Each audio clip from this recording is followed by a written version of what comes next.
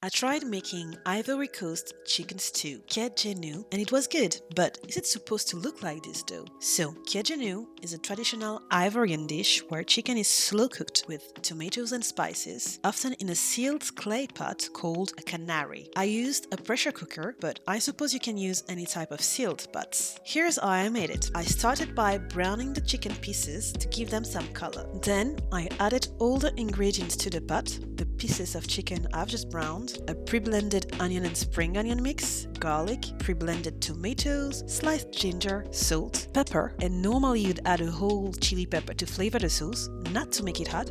If you let it whole, it shouldn't make the sauce too hot, just flavor it. I used a flavorful chili pepper oil that did the job. I also threw in 2 bay leaves and almost forgot the eggplant. I let everything cook on low heat for 30 minutes without opening the pot, which is key to trap the steam and concentrate the flavors, making the chicken tender and the sauce rich without adding waters. I carefully shook it midway as the tradition dictates to mix everything and prevent the chicken from sticking to the bottom. 30 minutes later. So, I think it looks okay and it definitely smells great. Ivory Coast friends, what do you think? For my first try, I think it's not too bad. I will say though, the chicken I used wasn't as firm as the kind you usually get in Africa or West Africa for this dish, so the chicken slightly fell apart during cooking, but honestly I think it's not a big issue. I've never seen a real Kedjenou in person, but judging from the pictures, the sauce looks okay and the chicken seems to match up too. But do you think the sauce should be thicker or is it supposed to look like this? Anyway,